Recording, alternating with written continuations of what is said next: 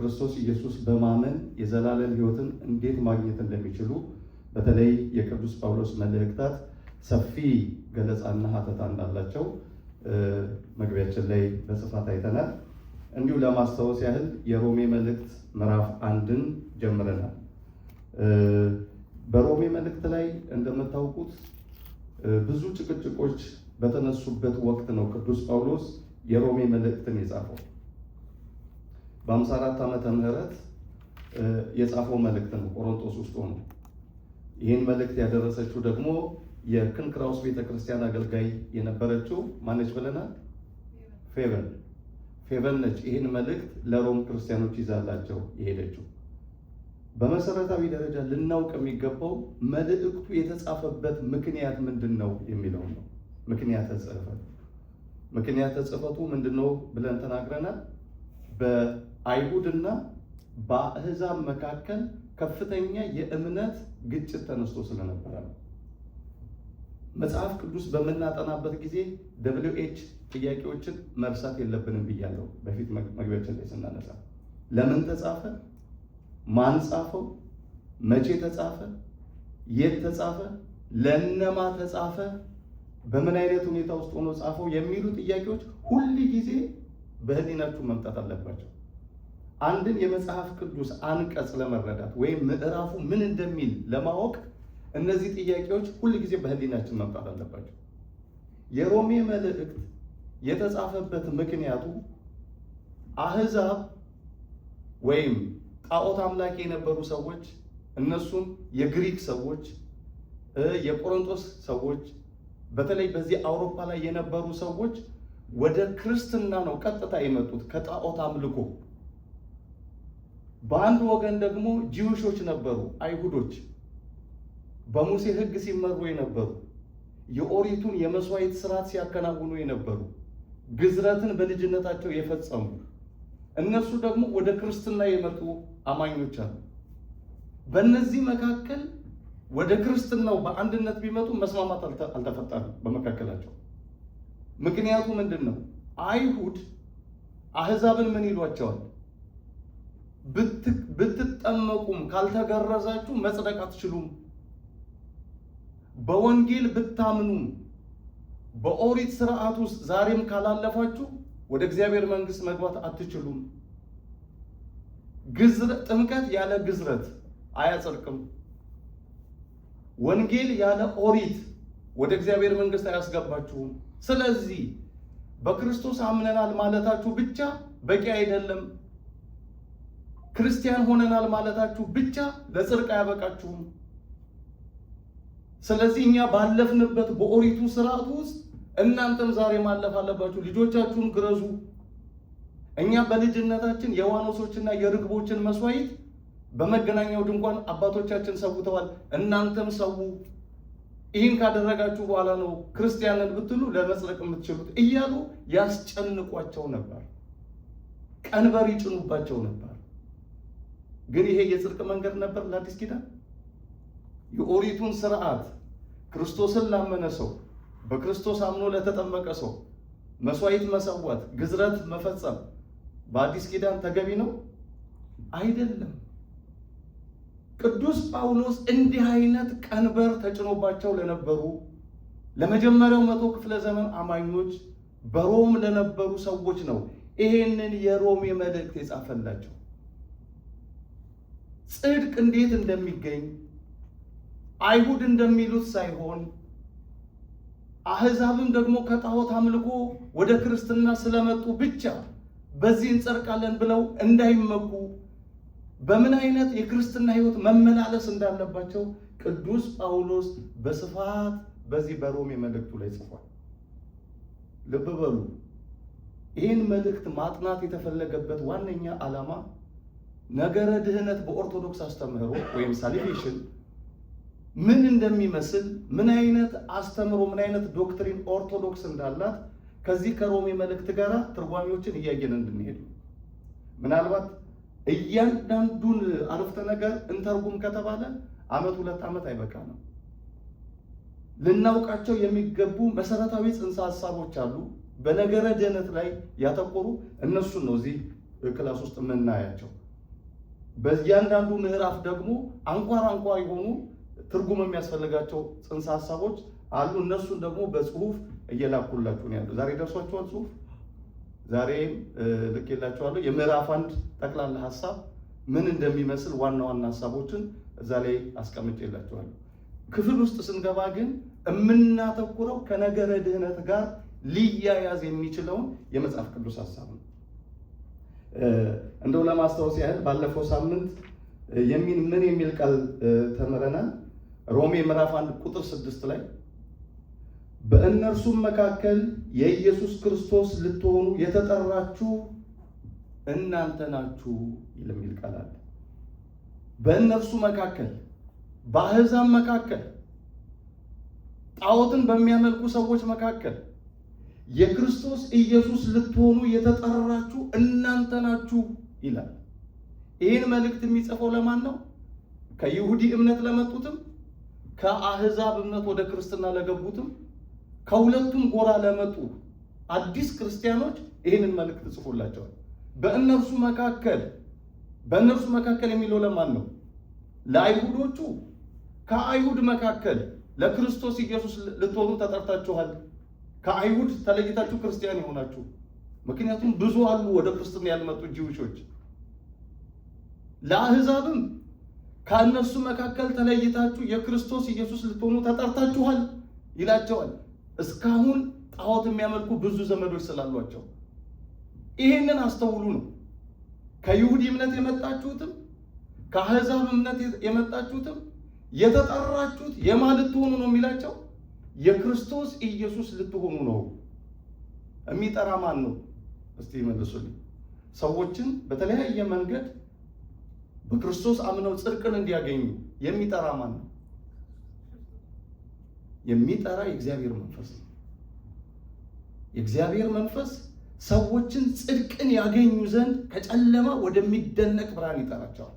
እናንተን ማን ነው እዚህ ይጠራችሁ ዛሬ? የእግዚአብሔር መንፈስ ነው። ምንም እንዳትጠረጠሩ። ከቤታችሁ እጃችሁን ይዞ ያመጣችሁ የእግዚአብሔር መንፈስ ነው። ሰዎች ምክንያት ሊሆኑ ይችላሉ። እስቲ እንሂድ ሚካኤል ያሏችሁ ሰዎች ካሉ እነሱ ምክንያቶች ናቸው። ጠሪው ግን እግዚአብሔር መንፈስ ቅዱስ ነው። ልባችሁን ያነሳሳችሁ እስቲ እግዚአብሔር ደጅ ደርሼ ልምጣ እንድትሉ ያደረጋችሁ የእግዚአብሔር መንፈስ ነው። እግዚአብሔር መንፈስ ቅዱስ ሰው ልብ ውስጥ ሲጠጋ ነው የእግዚአብሔርን ቤት የሚናፍቀው፣ ቃሉን የሚናፍቀው፣ ወንጌል የሚናፍቀው። ወደ እግዚአብሔር ቤት ደርሼ ተባርኬ ልምጣ የሚለው የእግዚአብሔር መንፈስ በውስጡ ሲያድር ነው። በዚህ በጣም እድለኞች ናቸው። ልንመካ ቢገባ የሚያስመካን ነገር ቢኖር ይሄ ነው፣ የእግዚአብሔር መሆናችን። ክብር ለስሙ ይሁን። ልበ አምላክ ቅዱስ ዳዊት እግዚአብሔርን አንዲት ነገር ለመንኩት እርሷንም እሻለሁ፣ በሕይወቴ ዘመን ሁሉ በእግዚአብሔር ቤት እኖር ዘንድ ነው ያለው። መዝሙር 26 ላይ ከቁጥር 1 ጀምሮ እግዚአብሔር ቤት መሄድ፣ ወደ እግዚአብሔር ቤት መጠራት የመንፈስ ቅዱስ ጥሪ ነው። ስለዚህ ቅዱስ ጳውሎስ የኢየሱስ ክርስቶስ ልትሆኑ ተጠርታችኋል ብሎ ሲነግራቸው የጠራቸው ማን እንደሆነ እየነገራቸው ነው። እግዚአብሔር። መጽሐፍ ቅዱስ ምንድን ነው የሚለው? ያዳነን በቅዱስም አጠራር የጠራን እሱ እግዚአብሔር ነው የሚለው። ሁለተኛ ጢሞቴዎስ 1:9 ያዳነን በቅዱስ አጠራር የጠራን እሱ እግዚአብሔር። አይሁድንም የጠራቸው ወደ ክርስትና፣ አሕዛቡንም ወደ ክርስትና የጠራቸው እሱ እግዚአብሔር ነው፣ በክርስቶስ ኢየሱስ እንዲያምኑ። ሰው ታዲያ ወደ ክርስቶስ ሲጠራ፣ በክርስቶስ እንዲያምን መንፈስ ቅዱስ ሲጠራው ምን እንዲያገኝ ነው? የመጀመሪያው ነገር ምን እንዲያገኝ ነው? ድህነት፣ የነፍስ ድህነት። ምክንያቱም ጽድቅ ከእንግዲህ በመገረዝ አይደለም እያላቸው ነው ለአይሁድ፣ በክርስቶስ ኢየሱስ በማመን ነው። ጽድቅ ከእንግዲህ የምታገኙት ኮርማዎችን፣ ጊደሮችን፣ ዋኖስን፣ ርግቦችን በመሰዋት አይደለም። ከእንግዲህ ጽድቅ በክርስቶስ ኢየሱስ በማመን ነው። አይሁዶች ይሄንን ልብ በሉ። አሕዛብን ብትሆኑ ወደ እግዚአብሔር መንግሥት ልትገቡ የምትችሉት በክርስቶስ ኢየሱስ በማመን ነው ሌላቸው ነው ቅዱስ ጳውሎስ የኢየሱስ ክርስቶስ ልትሆኑ ተጠርታችኋል ያላቸው። መጽሐፍ ቅዱስ ስንመለከት የሚገርማችሁ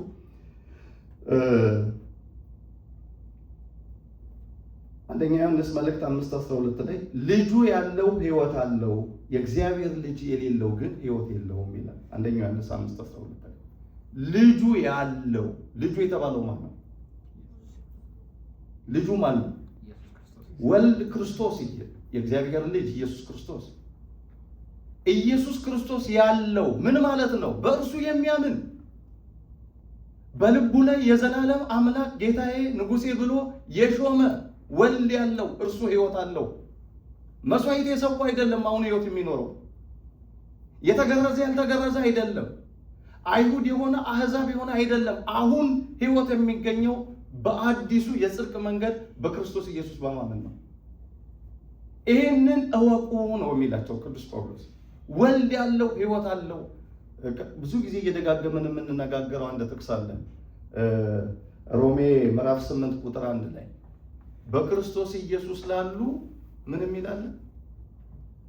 ይሄን ቃል ሁሌ እላታለሁ እኔ ራሱ። በክርስቶስ ኢየሱስ ላሉ ኩነኔ የለባቸውም። የሚገርም ቋንቋ ነው እኮ። ኩነኔ የለባቸውም በክርስቶስ ኢየሱስ ላሉ።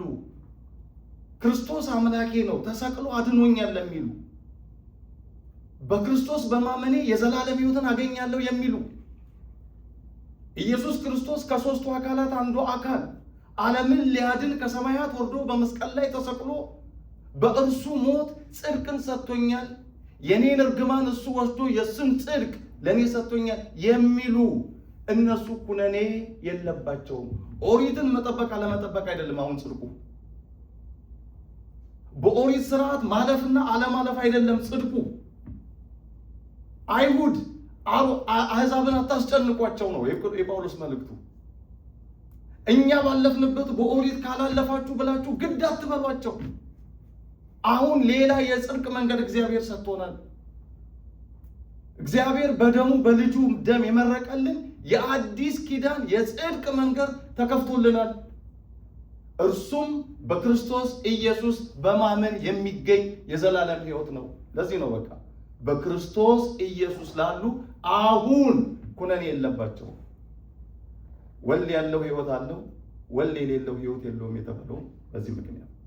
ስለዚህ የሮሜ መልእክት ዋነኛ ዓላማ ጽድቅ በክርስቶስ መሆኑን፣ መዳን በክርስቶስ መሆኑን፣ ክርስቶስን ያመኑ አሕዛብም ሆኑ አይሁድ ወደ እግዚአብሔር መንግሥት የመግባት እድል እግዚአብሔር አክሰሱን እንደከፈተላቸው የሚያስረዳ ነው። ዛሬም ቢሆን ነው። አሁን መጽሐፍ ቅዱስ ስናጠና ወደ እኔና ወደ ራሳችንና ወደ ጎረቤቶቻችን ማየት አለብን። ሰዎች ሊጸድቁ የሚችሉት ምን አይነት መንገድ በመከተል ነው? እኛም ራሳችን ከእንግዲህ አመለካከታችን እንዴት ነው መሆን ያለበት?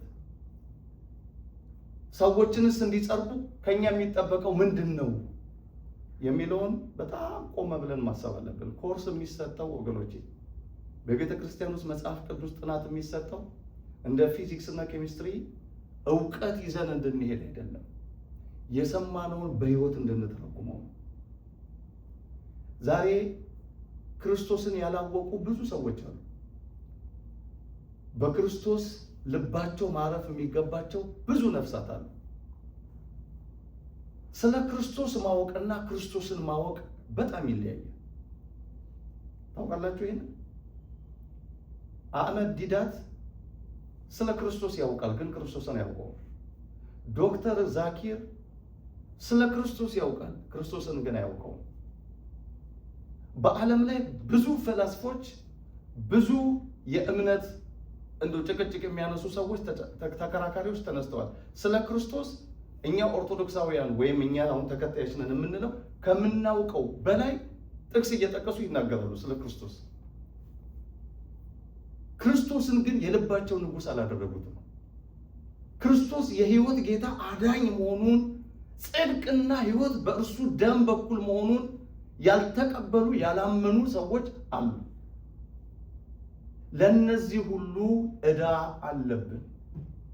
የምናውቀውን እውነት ለማካፈል፣ የሰማነውን የጽድቅ ሕይወት ለማብራራት፣ እየተጓዝን ያለንበትን የጽድቅ መንገድ ሌሎችም እንዲሄዱበት የመጥራት ግዴታ አለብን።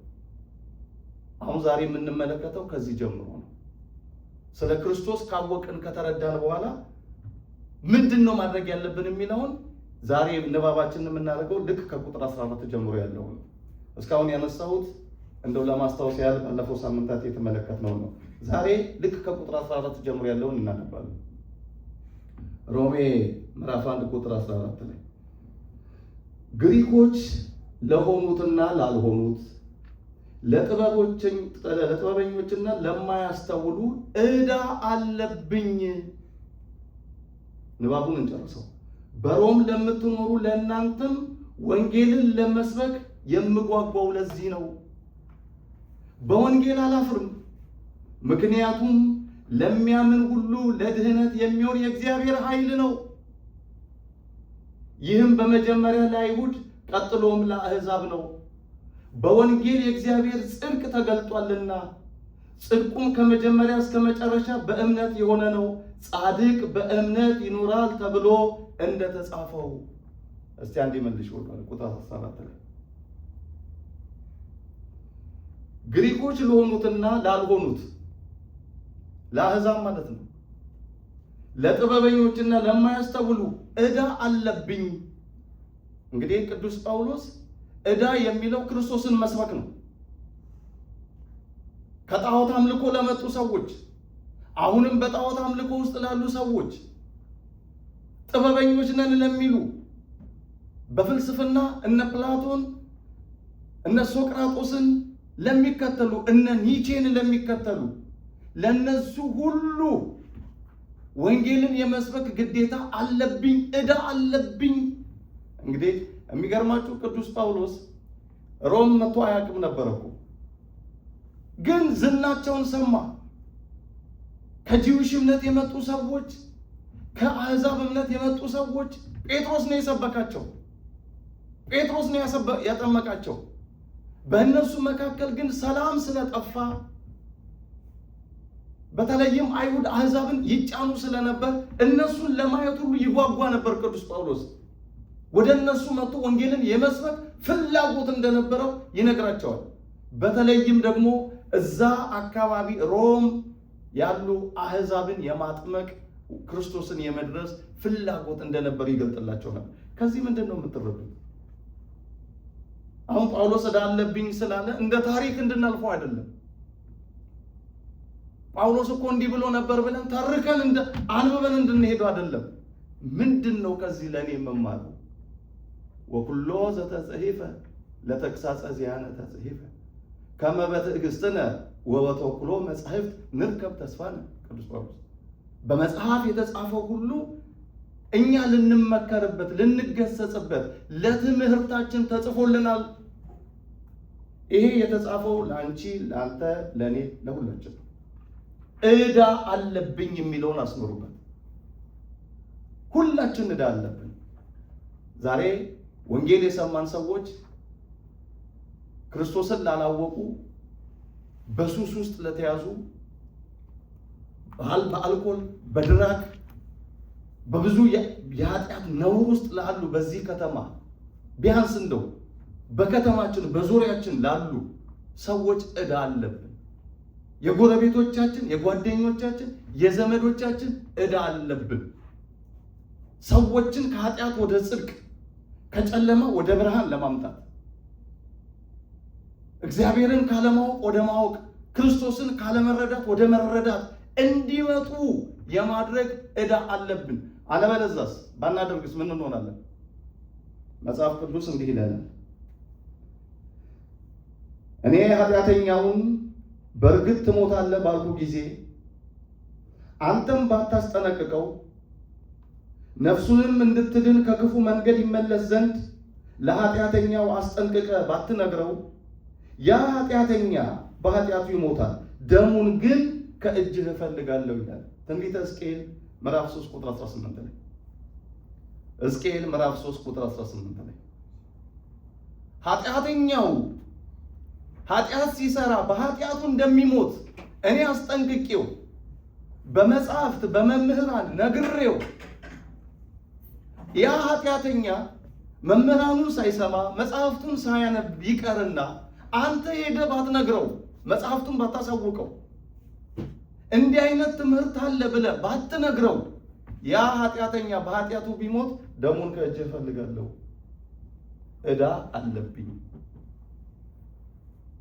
አያችሁ አሁን ምን ያህል ሰዎች እኛ ሳንመክራቸው ቀርተው የደም ዕዳ አድርገውናል፣ ባለ ዕዳ አድርገውናል። አስቧቸው። ብዙዎች አሉ፣ የስም ኦርቶዶክሶች፣ የስም ክርስቲያኖች፣ ሕይወታቸው ግን ፍጹም ከክርስትና የራቀ ከቤተ ክርስቲያን የኮበለሉ ብዙዎች አሉ። ዲቴንሽን ሴንተር የወደቁ ወጣቶች የሉ? በየእስር ቤቱ የወደቁ ወጣቶች የሉ? በብዙ ነውር በብዙ ኃጢአት ተይዘው ኦርቶዶክሳውያን ተብለው። ከቻላችሁ የሚፈቅዱላችሁ ከሆነ እየሄዳችሁ ጠይቋቸው። በዛውም 5 ደቂቃ 2 ደቂቃ ወንጌል አሰሟቸው። ማን ያውቃል ንስሐ ገብተው ተጸጽተው ከእግዚአብሔር ጋር የታረቁ እንደሆነ። ከተማችሁ ላይ ሺሻ ቤቶች የሉ? መዓት አይደለም እንዴ ሺሻ ቤት ያለው እዚህ ከተማ? ሬስቶራንቱ ጠቅላላ ሺሻ ቤት አይደለም እንዴ በየቆዳው? እዛ የሚገባው ማን ነው? የኛው ጓደኞች አይደሉ? አብረውን የሚሰሩ አብረውን የሚማሩ። ከኛ ይልቅ እናንተ ስለምትቀርቧቸው ነው እኮ ይሄን የምናችሁ። ዕዳ አለብን። ሰዎች ክርስቶስን እንዲያውቁ ከኃጢአት እንዲለዩ፣ ሰዎች እግዚአብሔርን እንዲያውቁ ወደ ጽድቅ ሕይወት እንዲመጡ ይሄን የማድረግ ዕዳ አለብን። ቅዱስ ጳውሎስ ይሄንን ያለው እንደውም አንደኛ ቆሮንቶስ 9:16 ላይ ምን ይላል? ወንጌልን ባልሰብክ ወዮልኝ። አንደኛ ቆሮንቶስ ምዕራፍ 9 ቁጥር 16 ወንጌል ባልሰብክ ወዮልኝ። አሁን ይሄ ለቄሶች ነው ብላችሁ እንዳትተውት፣ ይሄ የሰባኪ ስራ ነው እንዳትሉ። እያንዳንዳችን ክርስቶስን የመስበክ ጸጋ አለን። ሴቶች ለሴቶች በመድረክ ላይ አትቁሙ እንጂ በቤተ መቅደስ ቆመን ካልሰበክን አትበሉ እንጂ እንደ መጽሐፍ ቅዱስ ትምህርት ወንድማችሁን፣ ጓደኛችሁን፣ እህታችሁን በተላችሁት አቅም ወንጌልን የመስበክ ግዴታ አለባችሁ። አለዛ ወዮታ አለብን። እግዚአብሔር ከፍርዱላችንን ይጠብቃል። እንደውም ቅዱስ ጳውሎስ ምንድን ነው ያለው? ወረድ ብለን ስናነበው በወንጌል አላፍርም። እስቲ ወረድ ብለን እንመልከተው። በወንጌል አላፍርም፣ ምክንያቱም ለሚያምኑ ሁሉ ለድህነት የሚሆን የእግዚአብሔር ኃይል ነው። የሚገርም ነው። በወንጌል አይታፈርም። ወንጌል ምስራች ነው። ወንጌል አሳራፊ ነው። ወንጌል ደስታ ነው በሰው ልብ ውስጥ የሚያጭረው። ክርስቶስ ሲሰበክ የዛለች ነፍስ ትበረታለች። ክርስቶስ ሲሰበክላት የተሰበረ ልብ ይጠገናል። ተስፋቸው የተቋረጠ ሰዎች ተስፋቸው ይለመልማል። ምክንያቱም ወንጌል ምንድን ነው የሚለን? እናንተ ደካሞች ሸክማችሁ የከበደ ሁሉ ወደ እኔ ኑ እኔም አሳርፋችኋለሁ ይላል ክርስቶስ ነው እኮ የሚለን ወንጌል። ስንት ሸክም ያለበት ሰው አለ። ስንት ጭንቀት ያለበት ሰው አለ። በእምነቱ፣ በኑሮ፣ በበሽታ፣ በምኑ ብዙ ሸክም ያለበት ሰው አለ። ስለዚህ ቅዱስ ጳውሎስ በወንጌል አላፍርም። ቀጥሎ ምንድን ነው የሚለው? ለሚያምኑ ሁሉ ለድህነት የሚሆን የእግዚአብሔር ኃይል ነው። አሁን መዳን በወንጌል ነው የሚለው። ለሚያምኑ ሁሉ ለድህነት የሚሆን ለጽድቅ የሚሆን ወደ እግዚአብሔር መንግሥት ለመግቢያ የሚሆን ኃይል ነው። የእግዚአብሔር ኃይል ነው። አሁን እዚህ ላይ ቅዱስ ጳውሎስ ስለ ነገረ ድህነትም እየተናገረ ነው።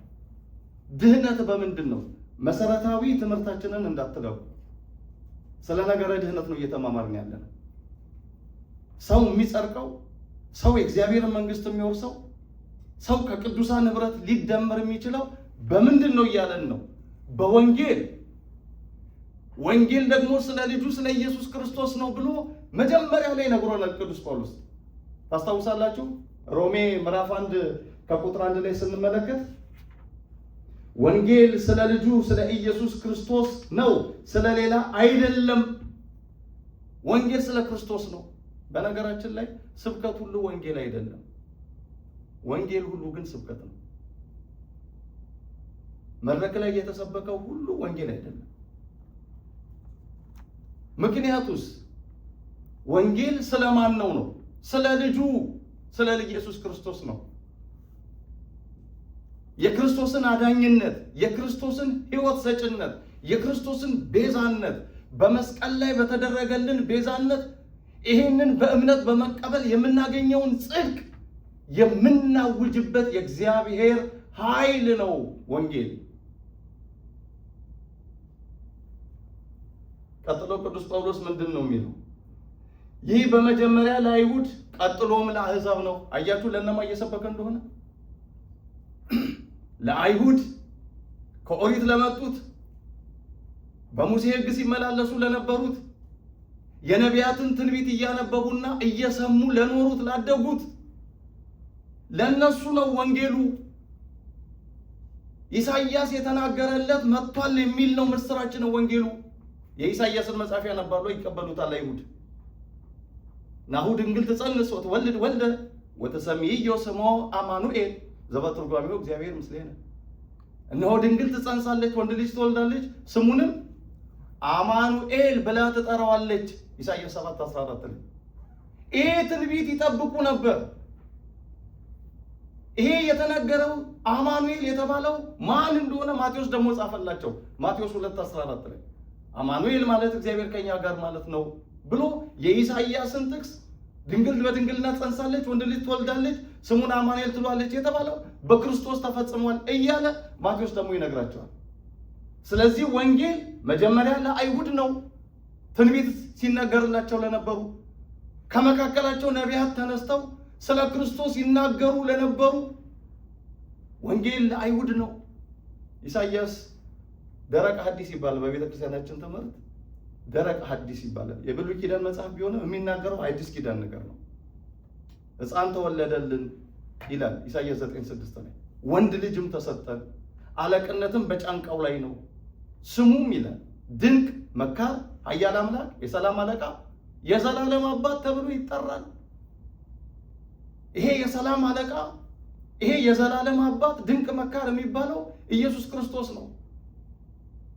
ስለዚህ ይሄ ወንጌል፣ ይሄ የምስራች መጀመሪያ ለአይሁድ ነው፣ ቀጥሎም ደግሞ ለአሕዛብ። አሕዛብ የሚባሉት ደግሞ እንደ ሰብአ ሰገል ያሉ ወንጌል ብዙም ያልተሰበከላቸው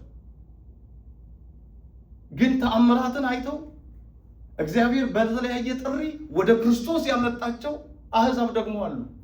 በግሪክ የነበሩ፣ በሮም የነበሩ፣ በፐርሺያ የነበሩ፣ በአሕዛብ ምድር የነበሩ ወደ ወንጌል የመጡ ደግሞ አሉ በሐዋርያት ስብከት። ለእነዚህ ሁሉ ነው ወንጌል።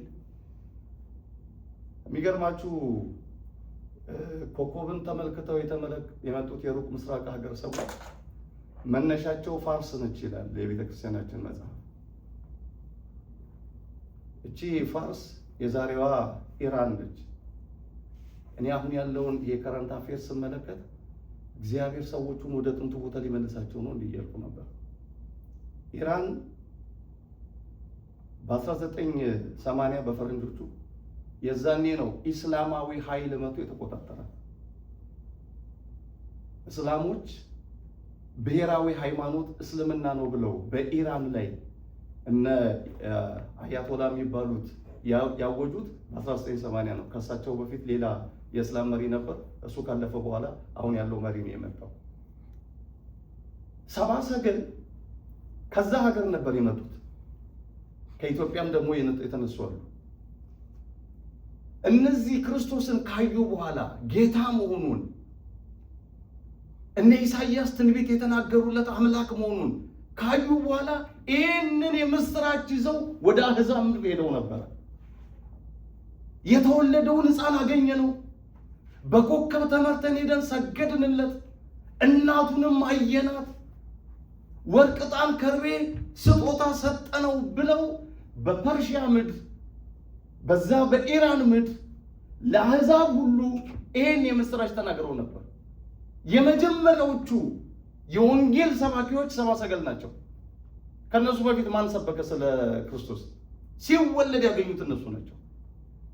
የመጀመሪያዎቹ ክርስቶስን ተመልክተው ለሰው ያስተዋወቁ ሰብአ ሰገል ናቸው። ለዚህም ይመስለኛል አሁን ህዝቡ ይሄንን የእስልምና እምነት አንፈልግም ለ47 ዓመት ጨቁኖናል ብለው ሆ ብሎ የተነሳባቸው ይሄ ታሪክም ጭምር ስላላቸው ምን ልላችሁ ፈልጌ ነው? ወንጌል ለአይሁድ ቀጥሎ ለአሕዛብ፣ ትንቢት ለተነገረላቸው ሕጉን ለሚያውቁ በሙሴ ሕግ ይሄዱ ለነበሩ ለአይሁድ ቀጥሎም ለአሕዛብ ለሁሉ ይሆን ዘንድ ነው። ምክንያቱስ ወንጌል ለሚያምኑ ሁሉ ለድህነት የሚሆን የእግዚአብሔር ኃይል ነው። መዳን ከእንግዲህ በግዝረት አይደለም እያላቸው ነው። መዳን ከእንግዲህ በኮርማዎችና በጊደሮች ደም አይደለም። ከእንግዲህ መዳን ያለው በወንጌል፣ ወንጌል ደግሞ ስለ ልጁ ስለ ኢየሱስ ክርስቶስ ነው። በክርስቶስ በማመን ነው እያላቸው ነው። ለአይሁድ አሕዛብን ለሚነቅፉት፣ በእኛ በኩል ካላለፋችሁ፣ ካልተገረዛችሁ፣ ዋኖሶችና ርግቦችን ካልሰዋችሁ ለሚሉት ለአይሁድ ለእነሱ ነው ይህን የሚነግራቸው። መዳን ከእንግዲህ በወንጌል ነው፣ በክርስቶስ በማመን ነው እያላቸው ነው። ቀጥሎ ያለው ቃል ምንድን ነው የሚለው? በወንጌል የእግዚአብሔር ጽድቅ ተገልጧልና ጽድቁም ከመጀመሪያ እስከ መጨረሻ በእምነት የሆነው ነው፣ ጻድቅ በእምነት ይኖራል ተብሎ እንደተጻፈው። የእግዚአብሔር ጽድቅ የሚለው ምንድን ነው? ምን ይመስላችኋል? በወንጌል የእግዚአብሔር ጽድቅ ተገልጧል። ምን ማለት ነው? የእግዚአብሔር ጽድቅ ቋንቋው ራሱ ውስጥ ያፍታቱት።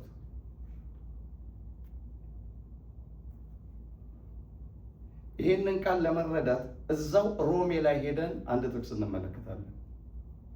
ሮሜ ምዕራፍ 10 ቁጥር 3 ላይ ይሄን እንዳለ ጠብቂውና በኋላ ለመመለስ እንዳይመች። ሮሜ ምዕራፍ 10 ቁጥር 3 ላይ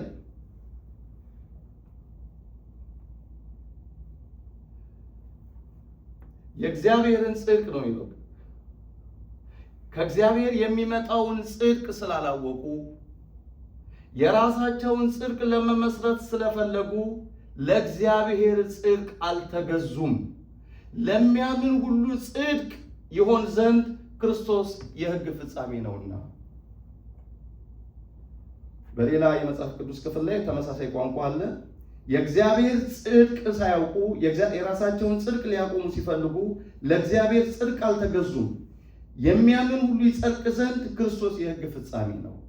አሁን የእግዚአብሔር ጽድቅ የሚለው በክርስቶስ ኢየሱስ በኩል የተፈጸመውን የቤዛነት ሥራ ነው። በክርስቶስ የመስቀል ላይ ሞት ዓለም እንዲድን እግዚአብሔር በልጁ በኩል የሰራውን የጽድቅ አገልግሎት ነው የእግዚአብሔር ጽድቅ የሚለው መጽሐፍ ቅዱስ። ሰዎች የራሳቸው ጽድቅ ነበራቸው፣ እንጸድቅበታለን የሚሉት መንገድ ምንድን ነው? አይሁድ እንጸድቅበታለን የሚሏቸው ስርዓቶች መስዋዕት መሰዋት፣ ግዝረት መገረዝ፣ የመናጻት አገልግሎት መናጻት፣ ቁርባን የእህል ቁርባን ይዘው መሄድ በመገናኛው ድንኳን፣ ኃጢአት በሰሩ ቁጥር ወይፈን ተሸክመው እጃቸውን በወይፈኑ በበጉ ላይ እየጫኑ መናዘዝ።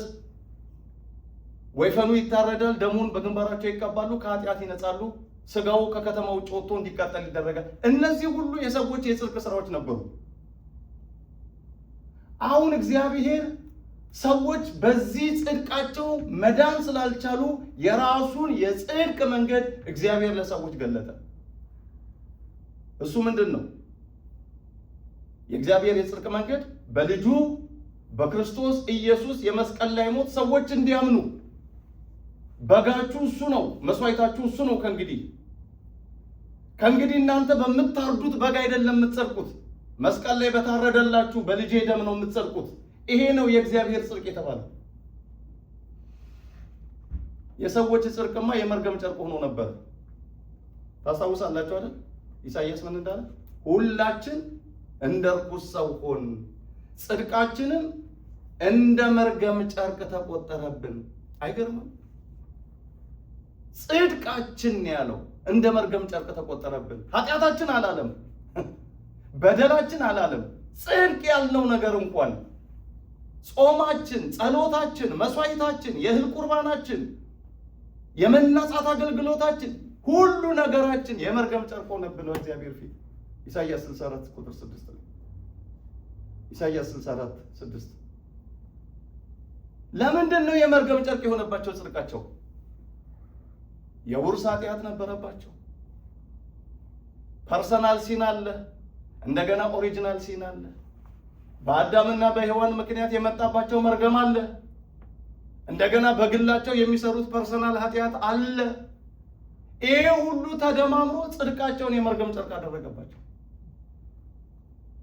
ቅዱስ ጳውሎስ ምንድን ነው ያለው? ሁሉ በድለዋል፣ የእግዚአብሔርም ክብር ጎድሏቸዋል፣ ግን በኢየሱስ ክርስቶስ በሆነው ቤዛነት በኩል እንዲያው በጸጋው ይጸድቃሉ። ክብር ለአምላካችን ነው። ሮሜ 3:23 ላይ ሁሉ በድለዋል አለ። የበደሉት እኮ ባልና ሚስቶቹ ናቸው በገነት ውስጥ አዳምና ሔዋን። ግን ሁሉ በድለዋል። ለምን? ሁሉም በደም ውስጥ ነበሩ። ነገደ ሴም፣ ነገደ ካም፣ ነገደ ያፌት፣ የሰው ዘር ሁሉ አዳም ደም ውስጥ ነበር። የሔዋን ዘር በሙሉ በሔዋን ደም ውስጥ ነበር። እነሱ ሲረገሙ ደማቸው ውስጥ ያለው ዘር በሙሉ አብሮ ተረገመ። ታስታውሳላችሁ? ሮሜ 5:12 ላይ በአንድ ሰው ምክንያት ኃጢአት ወደ ዓለም ገባ፣ በኃጢአትም ምክንያት ሞት፣ ሁሉ ኃጢአትን ስላደረጉ ሞት ለሰው ሁሉ ደረሰ። ኃጢአት አዳምና ሔዋን ብቻ ሰሩ አይደለም እንለው፣ እኛም ሰራን። ደማቸው ውስጥ ነበር። ምርቃታቸው እንደደረሰን እርግማናቸውም ደርሶናል። ይሄን ሁሉ ጊዜ እናገራለሁ። የአዳምና የሔዋን ምርቃት ዛሬም ድረስ የሚሰራ ምርቃት አለ አይደል? ለእኛም የደረሰ ምን የሚለው ነው? ምን ብሎ መርቋቸዋል እግዚአብሔር አዳምና ሔዋን? ብዙ ተባዙ ምድርንም ሙላ። ይሄ ቡራኬ ነው አይደል? ይሄ ቡራኬ ዛሬ ይሰራል አይሰራም? ለምንድን ነው ይሄ ቡራኬ ዛሬም ድረስ እኛ ላይ የሚሰራው? እኛ በእነሱ ውስጥ ሆነን ስለተባረክን ደማቸው ውስጥ ነበር። ይሄንን ቡራኬ እግዚአብሔር ለአዳምና ለሔዋን ሲነግራቸው፣ ስለዚህ በረከታቸው ለእኛም ደረሰ። አብረን ተባረክን ደማቸው ውስጥ ሆነን። እርግማኑስ ነው፣ እርግማኑ በእኛ ላይ ደረሰ። በአዳምና በሔዋን ምክንያት እርግማን፣ ሞት፣ ባርነት፣ ውርደት። ዕፀ በለስን ሲበሉ ጸጋቸው ተገፏል፣ ባህሪያቸው ጎስቁሏል። ይሄ ሁሉ ኪሳራ እነሱ ላይ ብቻ አላበቃ፣ በደማቸው ውስጥ ያለው ዘር ላይ ሁሉ ደረሰ። ለዚህ ነው ቅዱስ ጳውሎስ ሁሉ በድለዋል፣ የእግዚአብሔርም ክብር ጎድሏቸዋል፣ ግን በኢየሱስ ክርስቶስ በሆነው ቤዛነት በኩል እንዲያው በጸጋው ይጸድቃሉ። ይሄ ነው የእግዚአብሔር ስራ። በእግዚአብሔር ስራ ጽድቅ ወደ ዓለም መጣልን። እግዚአብሔር በሰራልን የጽድቅ መንገድ መዳን ጀመርን። እግዚአብሔር የሰራልን የጽድቅ መንገድ በልጁ በኢየሱስ ክርስቶስ ሞት፣ ትንሣኤ፣ ሕማም፣ ስቅለት ማመን ነው ሰዎችን የሚያድነው። መጽሐፍ ቅዱስ ስናነብ ምን ይላል መስላችሁ? በሕግ ልትጸድቁ የምትፈልጉ ከክርስቶስ ተለይታችሁ ከጸጋው ወድቃችኋል ይላል ገላትያ 5:4 ላይ። ገላትያ 5:4 ላይ ለአይሁድ ነው የሚነግራቸው። እኛ የምንጸድቀው በኦሪት ነው ይላሉ። አዲስ ኪዳን ላይ ቆመው ክርስቶስ የሞተላቸው ሰዎች ከይሁዲ እምነት ወደ ክርስትና ከመጡ በኋላ አሁንም ኦሪትን ይናፍቃሉ። የሚገርማችሁ እኮ አይሁድ የሆነ የመናፈቅ ጠባይ ያላቸው። ታስታውሳላችሁ? ሙሴ ከግብፅ ካወጣቸው በኋላ ግብፅ ናፈቀችን፣ ዱባው ናፈቀን ይሉ ነበር። እግዚአብሔር መና እያወረደላቸው የግብፅ ፍርፋሪ ናፈቀን ይሉ ነበረ። እግዚአብሔር ከዓለት ላይ ውሃ አፍልቆ ወደ ከነዓን እያሻገራቸው። በነ ጳውሎስ ዘመንም ጽድቅ በክርስቶስ በማመን ነው፣ በእናንተ ሥራ መጽደቅ አልቻላችሁም፣ ሕጋችሁ ኃጢአተኛነታችሁን አጎላባችሁ እንጂ አላጸደቃችሁም፣ በኦሪት ሥርዓት ማለፋችሁ የእግዚአብሔር መንግሥት አላወረሳችሁም፣ ጽድቃችሁ እንደ መርገም ተቆጥሯል እያሉ ሲሰብኳቸው፣ አይ አሁንም ይላሉ ለአሕዛብ፣ ከአሕዛብ ወደ ክርስትና ለመጡ ሰዎች አሁንም እንደኛ ካልተገረዛችሁ፣ እንደኛ የኦሪቱን መስዋዕት ካልሰዋችሁ አትጸድቁም ይሏቸዋል። ለዚህ ነው ቅዱስ ጳውሎስ በሕግ ልትጸድቁ የምትፈልጉ ከክርስቶስ ኢየሱስ ተለይታችሁ ከጸጋ ወድቃችኋል ይላቸው። በሕግ ያላቸው በኦሪት መስዋዕት በኦሪት ስርዓት፣ በኦሪት ግዝረት ለመጽደቅ የምትፈልጉ ከጸጋው ወድቃችኋል። አሁን መዳን በጸጋው ነው። ጸጋው ምንድን ነው? ሁሉ በድለዋል፣ የእግዚአብሔር ክብር ጎሏቸዋል፣ በኢየሱስ ክርስቶስ በሆነው ቤዛነት በኩል እንዲያው በጸጋው ይጸድቃሉ ተባለ። ምንድን ነው ጸጋው? የቃሉ ትርጓሜ ጸጋ የሚለውን መጀመሪያ እንፍታው። ጸጋ ማለት ምን ማለት ነው? ጸጋ ፍሪ ጊፍት ነው እኮ፣ ነፃ ስጦታ፣ ነፃ ስጦታ። ይሄ ነፃ ስጦታ እግዚአብሔር ለዓለም የሰጠው ነፃ ስጦታ ልጁን ነው። ኢየሱስ ክርስቶስን ማመን ነው ጸጋ። እሱ የሰራውን የጽድቅ አገልግሎት ማመን ነው ጸጋ። እርሱ በእኛ ፈንታ ተገብቶ የፈጸመውን ቤዛነት ለጽድቅ ይሆነኛል ብሎ መቀበል ነው ጸጋ። ዮሐንስ 3:16 ላይ ምን የሚል ቃል ተጽፏል? ዮሐንስ 3:16 ላይ በእርሱ የሚያምን ሁሉ የዘላለም ሕይወት እንዲኖረው እንጂ እንዳይጠፋ እግዚአብሔር አንድያ ልጁን እስኪሰጥ ድረስ ዓለሙን እንዲሁ ወዷል። ዓለም በልጁ እንዲድን ነው እንጂ በዓለም እንዲፈርድ እግዚአብሔር ልጁን ወደ ዓለም አላከውም ይላል። ክብር ለአምላካችን ነው። እስቲ ይህን ቃል ከኔ ጋር በሉ። በእርሱ የሚያምን ሁሉ የዘላለም ሕይወት እንዲኖረው እንጂ እንዳይጠፋ እግዚአብሔር አንድያ ልጁን እስኪሰጥ ድረስ ዓለሙን እንዲሁ ወዷል። እግዚአብሔር አንድያ ልጁን እስኪሰጥ ድረስ ዓለሙን እንዲሁ ወደደው። የሰጠን ደግሞ መስቀል ላይ ነው። መስቀል ላይ ተሰቅለህ ደምተህ ተቸንክረህ አድን ብሎ ዓለሙን እንዲያድን ልጁን ሰጠን። የሚገርማችሁ ብዙ ጊዜ ስብከት ላይ እናገረዋለሁ። ኢየሱስ ክርስቶስ ብዙ ጊዜ ወደ አባቱ ሲጸልይ አባቱ ይሰማዋል። መስቀል ላይ ሲጮህ ግን ዝም አለው።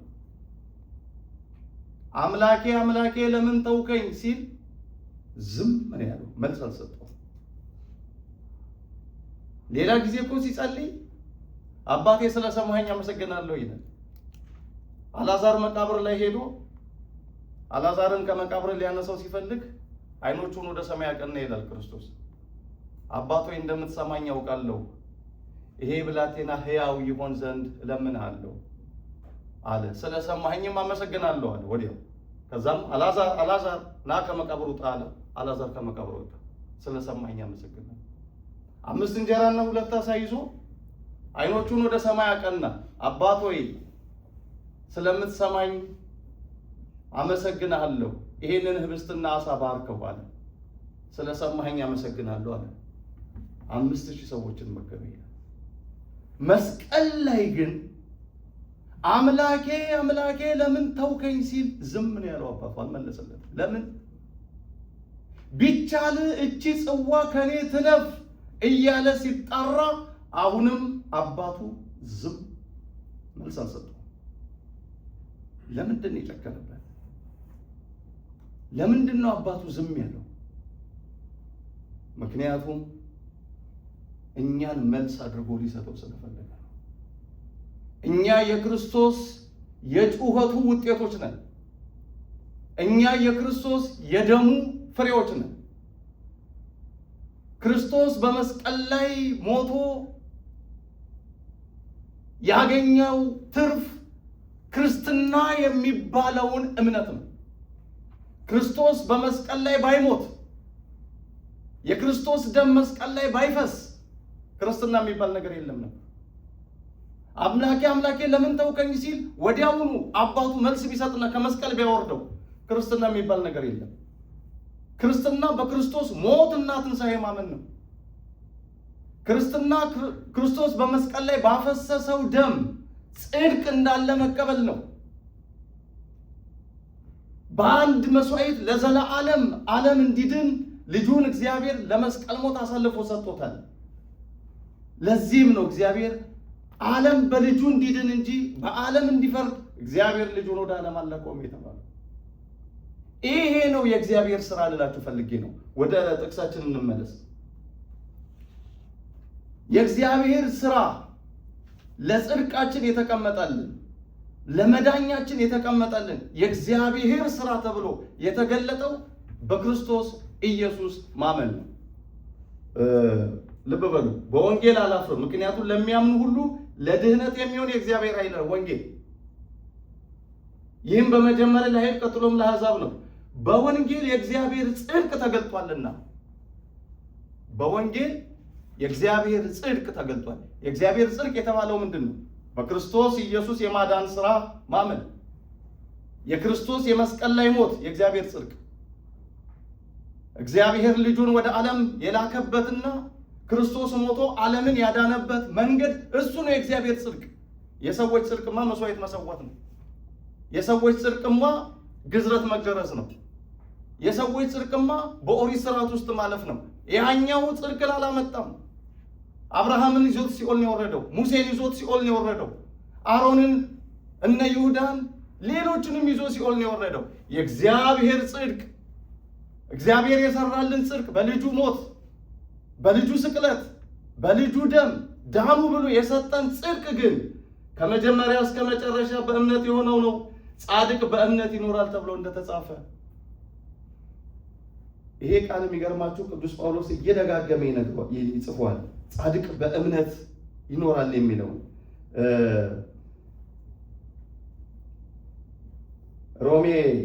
ገላትያ ምዕራፍ 3 ከቁጥር 6 ጀምሮ እንዲህ ይላል። አብርሃም በእግዚአብሔር አመነ፣ ጽድቅ ሆኖ ተቆጠረለት። እንኪያስ ከእምነት የሆኑ እነዚህ አብርሃም ልጆች እንደሆኑ ወቁ። ጻድቅ በእምነት ይኖራል ተብሏልና ማንም በእግዚአብሔር ፊት በሕግ እንደማይጸድቅ ግልጥ ነው። የሚገርማችሁ ገላትያ 3:11 ላይ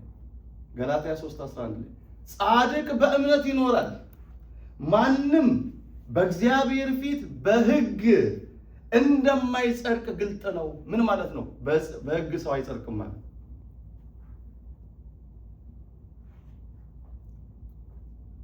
እየተከተላችሁ ነው። ሰው በሕግ እንደማይጸድቅ ግልጽ ነው። ጻድቅ ወይም የሚጸድቀው በእምነት ነው። ሕግ ያለው የትኛው ነው? የኦሪቱን ስርዓት ነው። በቃ የኦሪቱን ስርዓት። አሕዛብንማ ተዋቸው፣ ጨራሹ ነው። እነሱ ሕግም የላቸውም። ሲጀመር ጣዖት አምላኪ ናቸው። እግዚአብሔር የሚባል አያውቁም። ወንጌል ተሰብኮላቸው ነው፣ ኮከብ አይተው ነው ክርስቶስን ያመኑት የተከተሉት። እንጸድቃለን በሕግ የሚሉት እንኳን እነሱ ከጸጋው በታች ናቸው። ጻድቅ የሚጸድቀው ወይም ጽድቅ ሆኖ የሚቆጠርለት እምነቱ ነው። ጻድቅ በእምነት ይኖራል። አብርሃም ጽድቅ ሆኖ ተቆጠረለት የተባለው እምነቱ ማመኑ ጽድቅ ሆኖ ተቆጠረለት። አለመታደል ግን ሆኖ ኦሪታዊ ስለነበረ ወደ ሲኦል ነው የወረደው። የክርስቶስ ደም ስላልፈሰሰ፣ ደም ሳይፈስ ስርየት የለምና ከክርስቶስ ሞት በፊት የነበረ ሰው ስለነበረ እርግማንም ስለነበረበት ወደ ሲኦል ወርዷል። ግን እግዚአብሔር አለ ብሎ ማመኑ ጽድቅ ሆኖ ተቆጠረለት። ወደ ሲኦል ቢወርድም አብርሃም የሲኦል እሳቱ አያቃጥለውም ነበር፣ ረድኤተ እግዚአብሔር ይጋርደው ነበር። እነ ፈርዖንን እነ ሄሮድስን ሌሎችንም ሰዎች በሲኦል የሲኦል እሳት ሲፈጃቸው ሲጨነቁ ሲሰቃዩ፣ ደጋጎቹ አባቶች ግን ሲኦልን ቢወርዱ ረድኤተ እግዚአብሔር እንደ ዣንጥላ ይከልላቸው ነበር። ክብር ለአምላካችን። ሲኦልም ቢሆኑ ገነትንም ባይወርሷት ረድኤተ እግዚአብሔር ከስቃይ ይጠበቃቸው ነበር። አብርሃም ለዚህ ያበቃው እምነቱ ማመን ጽድቅ ሆኖ ተቆጠረልን። ይህን የሚያነሳው ጳውሎስ ለምንድን ነው መሰላችሁ?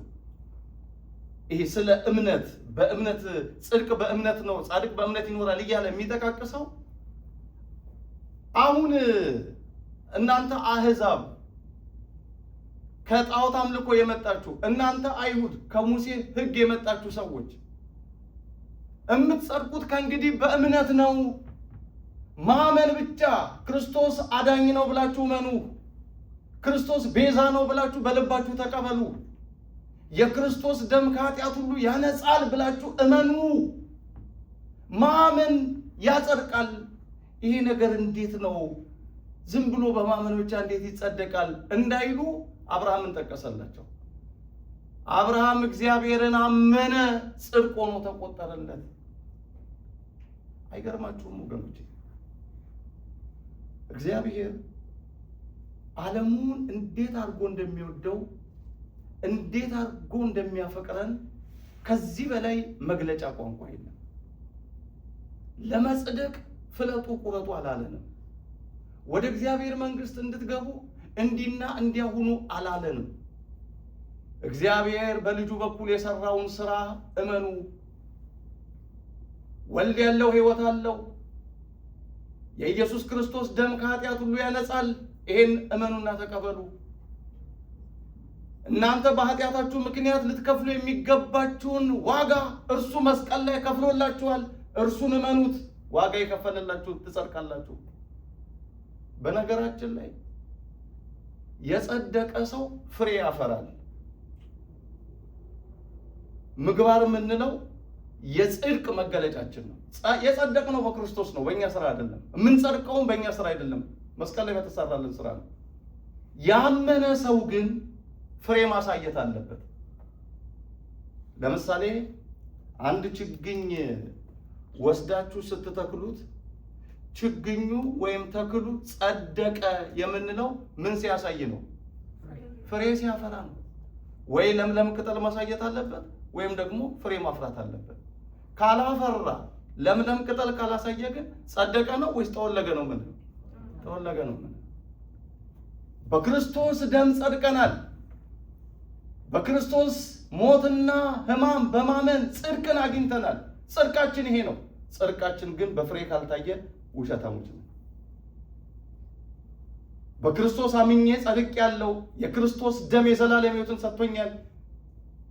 ክርስቶስ ስለኔ ቤዛ ሆኖ ዋጋ ከፍሎ ከአባቱ ጋር አስታርቆኛል። ወደ እግዚአብሔር መንግስት እሱን ይዤ እገባለሁ ብሎ ያመነ ይሄን በእምነት የተቀበለ ሰው ፍሬ ማሳየት አለበት። ክርስቶስን የሚያምን መንፈሳዊ ፍሬ። ይሄ መንፈሳዊ ፍሬ ምንድን ነው? ክርስቶስ ያደረገውን የፍቅር ህይወት መኖር፣ ከሰው ሁሉ ጋር መፋቀር፣ ከሰው ሁሉ ጋር መዋደድ፣ መስማማት፣ ታጋሽ መሆን፣ ለተራበ ማብላት፣ ለተጠማ መጠጣት፣ ለታረዘ ማልበስ፣ እንግዳ መቀበል፣ የታሰረ መጠየቅ፣ የታመመ መጠየቅ፣ ፈቃደ ስጋችንን ለፈቃደ ነፍሳችን ለማስገዛት ደግሞ መጾም፣ መጸለይ፣ መስገድ፣ በመንፈሳዊ ትሩፋት ህይወት ውስጥ ማለፍ። እንዲህ ስናደርግ እውነትም እኛ የጸደቅን ሰዎች ነን። የጸደቀ ሰው መገለጫው ፍሬው። እኛና ፕሮቴስታንቱ የሚለየን በነገራችን ላይ ይሄ ነው። እነሱ በኢየሱስ በማመናችን ጸድቀናል ይላሉ። እሺ ጥሩ፣ በክርስቶስ በማመን ጽድቅ አለ። ሞቱ፣ ሕማሙ፣ ስቃዩ ይሄ ለኔ ነው ብለን አምነናል ይላሉ። ጥሩ፣ ያስማማናል። ከዛ በኋላ ያለው ነው ጥፋቱ።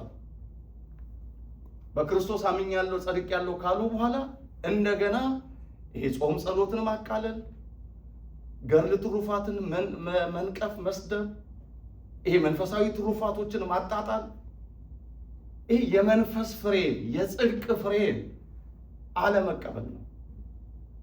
እንደ ኢትዮጵያ ኦርቶዶክስ ተዋሕዶ ቤተክርስቲያን ልናውቅ የሚገባ ነገር ይሄ ነው። ጽድቃችን በእኛ ድካም አይደለም የመጣው፣ በልጁ ድካም ነው። በክርስቶስ የምንጸድቀው ዛሬ በእኛ ልፋትና ድካም አይደለም፣ መስቀል ላይ በለፋልን ጌታ ነው የምንጸድቀው። ግን ምግባር ስራችን በፍሬ መገለጥ አለበት። አስራት በኩራትን ማናወጣ ከሆነ፣ ለተራበም ማናበላ ከሆነ፣ እግዚአብሔር በሚፈቅደው የፍቅርና የትህትና ህይወት ማንሄድ ከሆነ፣ የእግዚአብሔርን ሕግጋት ማንጠብቅ ከሆነ ውሸት ነው። ክርስቶስን አልተከተልነው። ውሸት ነው። ክርስቶስን በልባችን ላይ ያላነገስ ነው። ውሸት ነው። እንደ ክርስትና አይደለም፣ እንደ ዘልማድ ነው የምንመላለሰው። ስለዚህ ቅዱስ ጳውሎስ ለአይሁድም የሚላቸው ከጂውሽ እምነት ለመጡት ወደ ክርስትና፣ ከአሕዛብ እምነት ለመጡትም ለሁለቱም ወገኖች የሚነግራቸው የምትጸድቁት ክርስቶስን በማመን ነው፣ ጽድቅ በእምነት ነው እያላቸው ነው።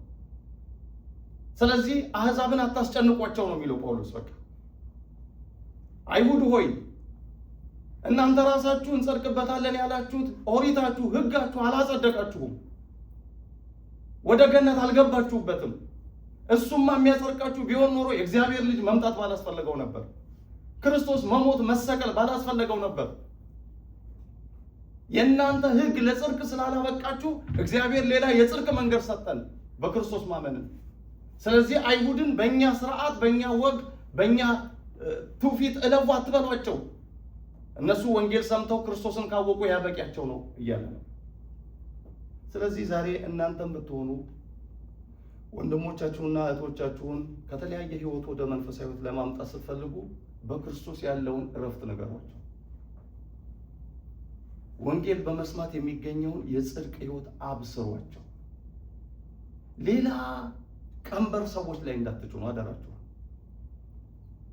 በተለይ አዲስ ለሚመጡ ክርስቲያኖች፣ ወደ ቤተ ክርስቲያን መምጣት ለሚፈልጉ ሰዎች የሚያስደነግጡ ነገሮችን አትናገሯቸው።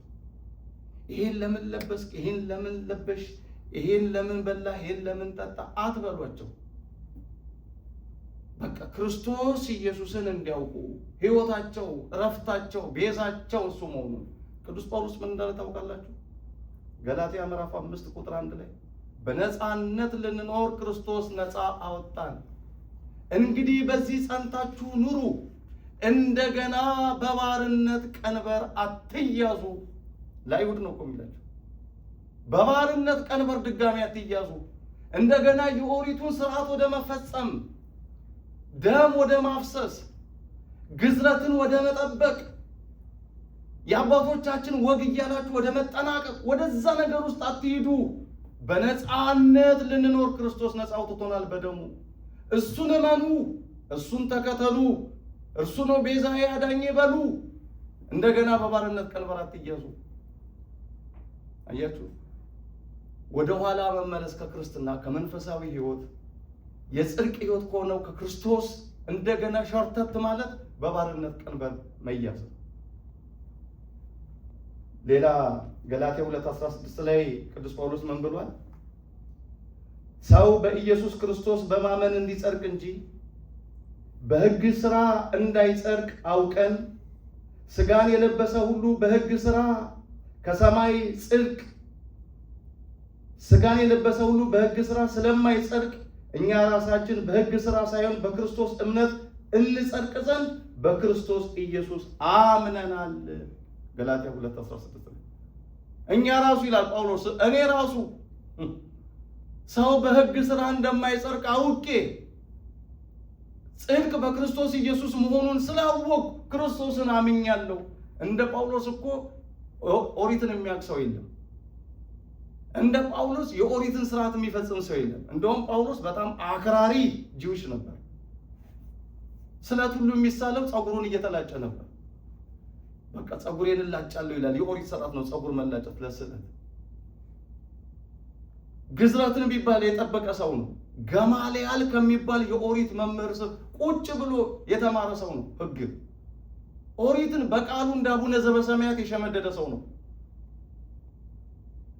ኦሪት ሲባል ቀላል እንዳይመስላችሁ ከ6000 በላይ ሕግጋቶች አሉት ኦሪት። ይህን ሁሉ እኮ ነው የሚሸመድዱት። እኛ የምናውቀው አትስረቅ፣ አትግደል፣ አታመንዝራ፣ እሱንማ እግዚአብሔር አጽድቆ በአዲስ ኪዳንም እንዲቀጥል አድርጎታል። የተሻረ አለ፣ ምንም ለጽድቅ የማይሆን ምንም ለእግዚአብሔር መንግስት የማያበቃ ሊጠብቁት ያልቻሉት 6000 ሕግ ነበራቸው። እንኳን ሊጠብቁት አይደለም ኃጢአተኛነታቸውን ሁሉ ያጎላባቸው ነበር። እንደ መስታወት ያሳያቸው ነበር። ይሄን አታድርግ፣ ይሄን አትስራ የሚል ሕግ አላቸው፣ ግን አይጠብቁትም። ሁሌ ኃጢአተኛነታቸውን ሕጋቸው ያሳያቸዋል። ክርስቶስ የመጣው ግን ኃጢአታችንን ሊያጥብልን ነው። በኃጢአታችን ሊወቅሰን አልመጣም። በኃጢአታችን ሊያስጨንቀን አልመጣም። በክርስቶስ ኢየሱስ ለሚያምኑ ሁሉ ኃጢአታቸውን ሊያጥብ አንድ ጊዜ የፈሰሰው ደም ለዘላለም ሰዎችን ሁሉ ከእግዚአብሔር ጋር ሲያስታርቅ ሊኖር ክርስቶስ ኢየሱስ ወደ ዓለም መጣ። ወደሙ ለኢየሱስ ያነጻአነ እምኩሉ ኃጣውኢነ። የኢየሱስ ክርስቶስ ደም ከኃጢአት ሁሉ ያነጻል። የትኛው ደም? አንድ ጊዜ ቀራንዮ ላይ የፈሰሰው የኢየሱስ ደም ከኃጢአት ሁሉ የሚለውን አስምሩበት በህሊናችሁ። የክርስቶስን ደም አልፎ የሚኮንን ኃጢአት የለም። የክርስቶስን ደም አልፎ በእግዚአብሔር ፊት የሚያስቀጣ ነውርና ኃጢአት የለም። ንስሐ እስከገባን ድረስ በክርስቶስ እስካመንን ድረስ ታውቃላችሁ። ንስሐ ገብታችሁ ስጋው ደግሞ ቤተክርስቲያን ተቀበሉ የምንባለው ለምንድን ነው? ስጋው ደግሞ ቤተክርስቲያን ውስጥ ስትቀበሉ በዕለተ ዓርብ ከፈሰሰው ደም ጋር ነው ህብረት የምንፈጥረው። ይህንን ኮንሴፕት እንዳትረሱት። በዕለተ ዓርብ የፈሰሰውን ደም የምናገኘው በቤተ መቅደስ ውስጥ ቁርባን ስንቀበል ነው። ስጋው ደሙ ስንቀበል በዕለተ ዓርብ ከፈሰሰው ከደሙ ጋር ሱታፌ እናደርጋለን፣ ህብረት እንፈጥራለን። እዚህ ስትቀበሉ በዕለተ ዓርብ የፈሰሰውን ደም እንደተቀበላችሁ ነው የሚሆነው። ስለዚህ ከኃጢአታችን እንነጻለን። የኢየሱስ ደም ከኃጢአት ያነጻለን። ይሄ ደም አማናዊ የክርስቶስ ደም ነው የምንባለው እኮ ለዚህ ነው። ዝም ብለን ተራ ዝክር ቀምሰን አይደለም የምንሄደው። ስንቀምሰው ይሄንን ስጋና ደም ያዛኛው ጋራ ኢሚዲየትሊ ነው ተገናኝተን የኃጢአት ስርየት የምናገኘው። ይሄ አንድ ጊዜ የተሰዋው የክርስቶስ ደም ለዘላለም ሲያድን ይኖራል የተባለው በዚህ በስጋው ደሙ በኩል በምናገኘው ግንኙነት ነው። ቅዱስ ጳውሎስ ከዚህ በፊት ነግሬያችኋለሁ። ከአቤል ደም ይልቅ የሚሻለውን ወደሚናገር ወደ መረጨት ደም ደርሳችኋል ነው ያለው ዕብራውያን ምዕራፍ 12 ላይ። ከአቤል ደም ይልቅ ወደ ተሻለው ወደ ክርስቶስ ደም ደርሳችኋል። የአቤል ደም በወንድሙ በቃየል ላይ ሁሉ ጊዜ ወቀሳ ነበር የሚያቀርበው። ወንድሜ ገደለኝ፣ ወንድሜ ደሜን አፈሰሰው፣ እስከ መቼ ዝም ትላለህ? ቃየል ወንድሜ ገሎኛል፣ ፍረድልኝ የሚል ደም ነበር። የአቤል ደም ወቃሽ ነው፣ ጩኸት የሚያሰማ ብሶተኛ ደም ነው። ከአቤል ደም ይልቅ ነው ያለው ጳውሎስ የሚሻለውን ወደሚናገር ወደ መረጨት ደም ደርሳችኋል። የኢየሱስ ክርስቶስ ደም የሚሻለውን የሚናገር ደም ነው። ማራቸው የሚል ይቅር በላቸው የሚል አንድ ጊዜ በፈሰሰው ደም ለሚያምንበት ሁሉ ኃጢአትን ሲያጥብ ሲያስተሰርይ የሚኖር ደም ነው የኢየሱስ ክርስቶስ ደም። ከአቤል ደም ይልቅ የተሻለ ደም ነው ነው የሚል። ይሄን ደም እንድንቀበል ክርስቶስ ሁላችንን ይርዳል። ስለዚህ ሰው የሚጸድቀው በእምነት ነው። ትምህርታችንን ስንጠቀልለው ጻድቅ በእምነት ይኖራል እንደተባለ ጻድቅ የሚያሰኘን እምነታችን ነው፣ በክርስቶስ ማመን። ምን ብለን እንመለው ክርስቶስን? መጽሐፍ ቅዱስ እንዲህ ነው፣ ኢየሱስ ክርስቶስ ጌታ እንደሆነ በአፍህ ብትመሰክር፣ እግዚአብሔር ከሙታን እንዳስነሳው በልብህ ብታምን ትድናለህ። ሮሜ ምዕራፍ 10 ቁጥር 9 ላይ። እስቲ ይህን ቃል ከኔ ጋር በሉ። ኢየሱስ ክርስቶስ በሉ ጌታ እንደሆነ በአፍህ ብትመሰክር፣ እግዚአብሔር ከሙታን እንዳስነሳው በልብህ ብታምን ትድናለህ።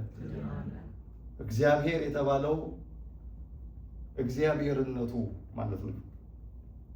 አንዳንድ ሰው ኢየሱስ ክርስቶስን እግዚአብሔር ከሞት አስነሳው ሲባል እግዚአብሔር የሚባል ሌላ ኃይል ይመስለዋል። አይደለም። እግዚአብሔር የሚለው መለኮቱን ነው። መለኮታዊ ኃይሉ እግዚአብሔርነቱ ኢየሱስ ክርስቶስን ከሞት እንዳስነሳው በልብ ብታምን ምን ማለት ነው? ይሄ ኢየሱስ እግዚአብሔር እንደሆነ ብታምነው የተቀበረው የተሰቀለው ደግሞ ሞትን ድል አድርጎ የተነሳው በእግዚአብሔርነቱ ስልጣን እንደሆነ በልብ ብታምን ትድናለህ። እንዲህ ብለህ እመን ብቻ አይደለም፣ በአፍህም ብትመሰክር። ዝግጁ ናችሁ ለመመስከር? ሁላችሁም ወገኖቼ። በወንጌል አላፍርም ነው ያለው ቅዱስ ጳውሎስ። ወንጌል ስለ ልጁ ስለ ኢየሱስ ክርስቶስ ማመስከር ነው። ምን ብለን እንመስክር? ኢየሱስ ክርስቶስ ጌታ እንደሆነ በአፍህ ብትመሰክር፣ አዳኝ እንደሆነ ቤዛ እንደሆነ ሞትን ድል አድርጎ በኃይልና በስልጣኑ የተነሳ አምላክ መሆኑን ፈጣሪ ፍጥረታት መሆኑን የዓለም ሁሉ ቤዛ መሆኑን በልብ ብታምን በአፍ ብትመሰክር ትድናለህ። በቃ መዳኛው ይሄ ነው። መዳኛው መጽደቂያው መንገዱ ይሄ ነው። እንደው ዓለማችንን ዞር ብለን ስንመለከት በዚህ እምነት ውስጥ ያሉት ስንት ሰዎች ይሆኑ? ዓለማችን ላይ አሁን ስንት ቢሊየን ህዝብ አለ ነው የሚባለው?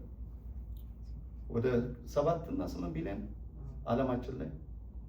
ምን ያህሉ ነው ክርስቶስ ኢየሱስ ጌታ፣ አዳኝ፣ ቤዛ፣ ሞትን ድል ያደረገ እግዚአብሔር መሆኑን የሚያምን? ስንት አህዛብ አለ መዳን ያለበት?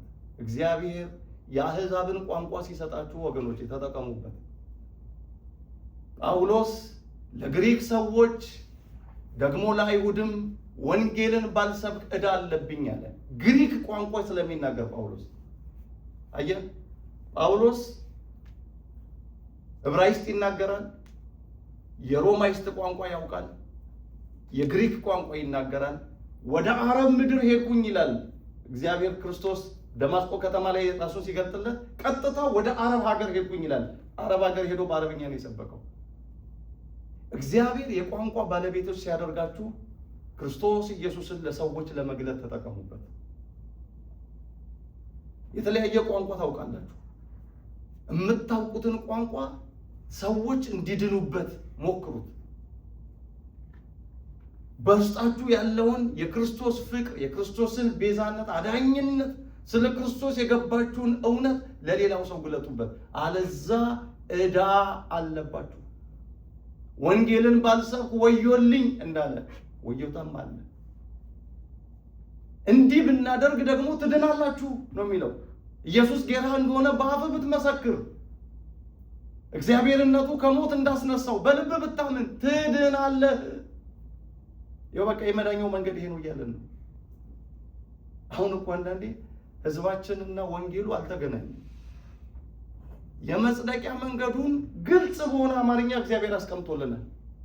ወደ እግዚአብሔር መንግስት የምንገባበትን መንገድ ጽድቁ ምን እንደሆነ ፍንትው አድርጎ መጽሐፍ ቅዱስ ገልጦልናል። ሌላው ሰው ግን እጸድቃለሁ ብሎ የሚሄድበት መንገድ ራሱ የፈጠራቸው መንገዶች ናቸው። ስለዚህ ወገኖቼ ቤተ ክርስቲያን የምንጸድቅበትን መንገድ ይኸው ወንጌሉን ከፍታ እያስተማረችን ነው። አባቶቻችን ጽፈውልን ተርጉመውልን ሄደዋል። ብዙ ሰዎች ግን ከወንጌሉ በጣም ርቀዋል። ስንቶች ናቸው ወንጌል የሚያነቡ ዛሬ? እኛ እንኳን እነሱ አይደለም እኛ ራሳችን። ታነባላችሁ በየቀኑ ወንጌል? የመጽሐፍ ቅዱስ ምዕራፎች ታጠናላችሁ? አደራችሁ ቢያንስ በቀን ከአዲስ ኪዳን አንዳንድ ምዕራፍ አንብቡ። ብዙ ያልተገለጡ ምስጢሮችን እየተገለጡላችሁ ይመጣሉ። ብዙ ያልተረዳችኋቸው ነገሮች ፍንትው እያሉላችሁ ይመጣሉ። ይህ በዘልማት በደመነፍስ መመላለሳችን ይብቃ። ወንጌልን በመረዳት ይሁን ክርስትናችን። እንዲህ እኮ ስላልሆነ ነው 20 ሚሊዮን ኦርቶዶክሳዊ ጴንጤ ውስጥ የገባው። ታውቃላችሁ ባለፉት 20 እና 30 ዓመታት ብቻ ከኢትዮጵያ ኦርቶዶክስ ተዋሕዶ ቤተክርስቲያን ከ20 ሚሊዮን በላይ ኦርቶዶክስ ወደ ፕሮቴስታንት ሄዷል። ምን አግኝቶ እዛ? ምን ጎሎበት? ከዚህ ስላላነበበ፣ ስላልጠየቀ፣ መጽሐፍቶቹን ስላላገላበጠ። ማንም ሐሰተኛ ነብይ መጥቶ ትጥሳለህ፣ ትጠረምሳለህ፣ ትባረካለህ ሲለው በቃ እንደ ንብ ቀንፎ ነው እያለ የሚሄደው። ማንም ሐሰተኛ ፓስተር መጥቶ ኢየሱስ ጌታ ነው ትድናለህ ወዘተ ምናምን ስላለው አሜን እያለ ይሄዳል። እዛ ከሄደ በኋላ እስከ ዛሬ በጨለማ ነበርኩ ይላል። አዎ እውነትም በጨለማ ነበር። አያነብም፣ አይጠይቅም፣ ዝም ብሎ በደመ ነፍስ ነበር የሚመላለሰው። ቤተ ክርስቲያን ግን በብርሃን ያለችው ወንጌል ትሰብካለች፣ ወንጌል ታስተምራለች። ብዙ መምህራን አሉ፣ ብዙ ካህናት አሉ። አለመጠየቅ ደግሞ አለማንበብ፣ ይሄ ነው ብዙ ህዝባችንን የጎዳው። ስለዚህ አደራችሁን የአዲስ ኪዳን ክፍሎችን አንብቡ። አሁን ሮሜ መልእክት ጀምረናል።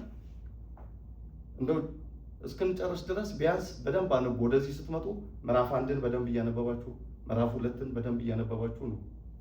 ከዛ ካነበባችሁት ያልገባችሁን ሃይላይት እያደረጋችሁ እያሰመራችሁበት ማስታወሻ እየያዛችሁ ከዛም ያን ጠይቁ። ከዛ እየተብራራልን እየበራልን ይላል። ከዛ በኋላ ነው አፋችንን ሞልተን መናገር የምንችለው። ለሌላውም ለመናገር ኮንፊደንስ ይኖረናል። አሁን እንደው ሶሻል ሚዲያ ላይ ስትሄዱ ኦርቶዶክሱ ተሳዳቢ ነው። በቃ እመቤቴ ትድፋ፣ ገብርኤል በሰይፉ ይሰንጥቅ፣ አንተ እንዴት ትላለህ፣ ሚካኤል ይፍረድብ፣ በቃ እርግማን ብቻ ነው። ግን ጥቅስ እየጠቀስን ቻሌንጅ አናደርጋቸው። መጽሐፍ ቅዱሳዊ መረዳቶችን እየጠቀስን ለሰዎች መልስ አንሰጥም። ለምን አላነበብንም? ለምን ብዙዎች ቁጭ ብለው ኮርስ አይማሩም? የቤተ ክርስቲያን ዶግማዋ፣ ትውፊቷ፣ ቀኖና፣ ኦርቶዶክሳዊ ዶክትሪን ምን እንደሆነ አይመረምሩም። እንደው አይናችሁን ዝም ብሎ የማይረባን ቶፈንቶ በማንበብ ወይም ቲክቶክ ላይ ዩቲዩብ ላይ ጊዜያችሁን አትጨርሱ። ማንበብ ካለባችሁ የዶክትሪን ጽሑፎችን አንብቡ። ዌብሳይቶችን በዝብዙ፣ ተመልከቱ። መንፈሳዊ ትምህርቶችን እሱን አንብቡ።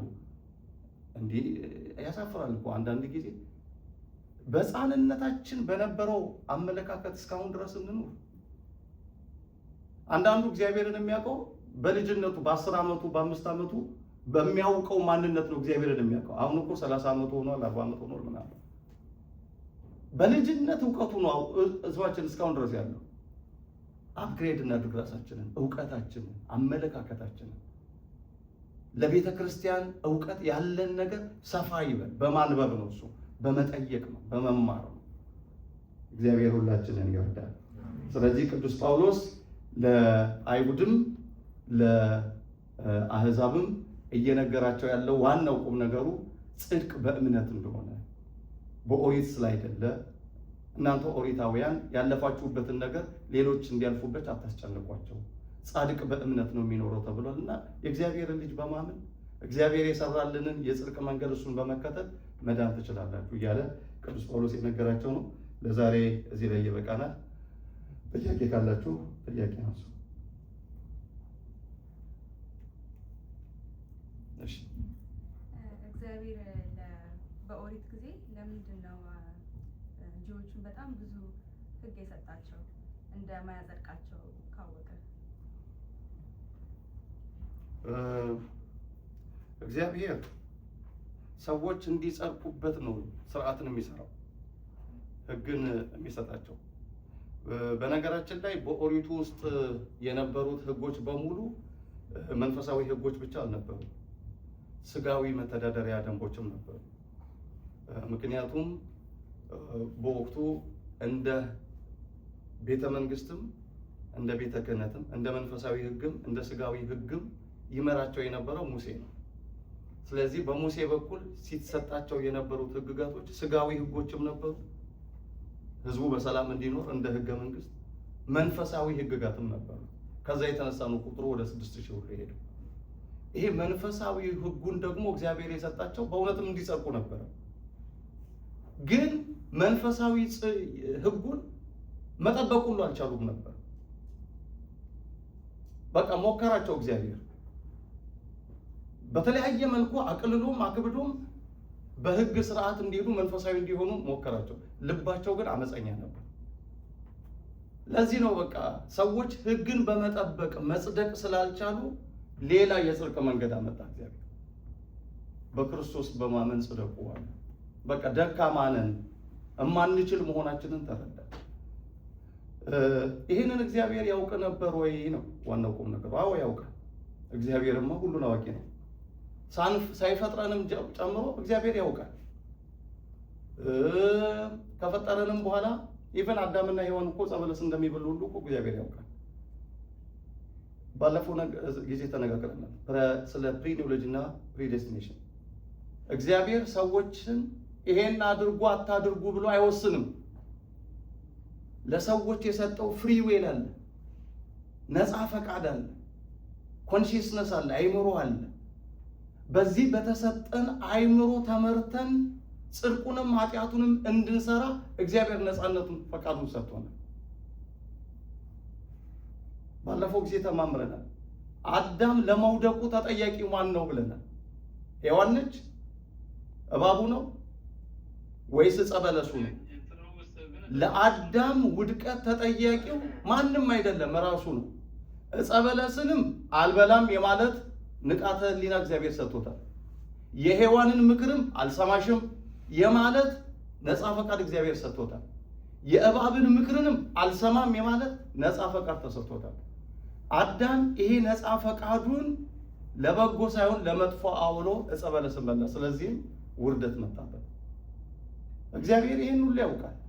ለምን ይሄን አላደረክም፣ ይሄን ለምን አልሰራም አይልም እግዚአብሔር። በነገራችን ላይ ዲክታተር ሳይሆን ዲሞክራት የሆነ አምላክ ነው። ምን ማለት ነው? ሰዎች በራሳቸው ነፃ ፈቃድ እንዲሄዱ ይፈልጋል። ኃጢአትም ይስሩ ጽድቅም ይስሩ፣ በቃ በራሳችሁ ፈቃድ ሂዱ ነው የእግዚአብሔር ዓላማ። ይሄን አትስራ ይሄን አትንካ እያለ በየጊዜው ሰውን ሲጎትት አይውልም እግዚአብሔር። አይምሮ ግን ሰጥቷል። በቃ በአይምሮ ሰው ኃጢአት ሲሰራ እኮ ይነግረዋል ህሊናው። የህሊና ወቀሳ የእግዚአብሔር ድምፅ ነው ይባላል። ሰው ምንም ክፉ ነገር ቢሰራ ልቡ ተው እያለው ነው። ማንም ነፍስ የሚገድልን ብትመለከቱት፣ የሚያመነዝረውን ብትመለከቱት፣ ክፉ ነገር የሚናገረውን ሁሉም ኮመን ሴንስ አለ፣ ህገ ልቦና አለ። ስለዚህ አይሁድ ይሄን ሁሉ ህግጋት ለምን መጠበቅ ተሳናቸው? እግዚአብሔር ይሄንን አያውቅም ነበር? ያውቅ ነበር። ግን የራሳቸው ነፃ ፈቃድ ወስዶ ነው ያንን ህግጋት እንዳይጠብቁ ያደረጋቸው። ስለዚህ እግዚአብሔር ቸር ስለሆነ ደካማነታችንን ስለሚያውቅ ሌላ የጽድቅ መንገድ ሰጠን፣ ልጁን ሰጠን። ክርስቶስን እመኑት። በቃ ይሄ ህጉን ብዙ በመጨነቅ መጠበቅ ስላልቻላችሁ ልጄን በማመን በእርሱ ደም ጽድቅን አገኙ ብሎ ክርስቶስን ሰጠን። ይሄ ነው። ሌላ ጥያቄ? እሺ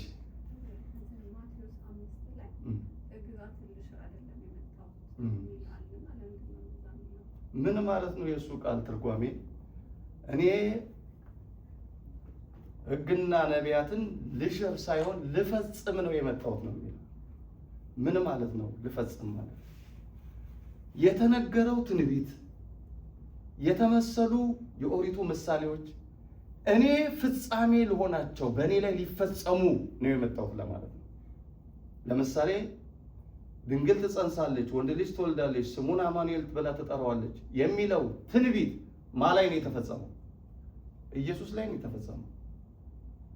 በኦሪቱ ጊዜ የነበሩ የበጉ ስርዓት፣ የግዝረት ስርዓት ሁሉ ፍጻሜያቸው ክርስቶስ ነው። አሁን ለምሳሌ ሰው ኃጢአት ሲሰራ እጁን በግ ላይ ይጭናል። የሰውየውን ኃጢአት በጉ ይሸከማል። በጉ ይሰዋና ሰውየው ነፃ ይወጣል ከኃጢአት፣ ደሙን ይረጫል። ይሄ የኦሪቱ ህግ ፍጻሜ ያገኘው በማን ነው? በክርስቶስ ነው። በሚሰዋው በበጉ ፈንታ ክርስቶስ ተሰዋልን። በበጉ ደም ፈንታ የክርስቶስ ደም ፈሰሰልን።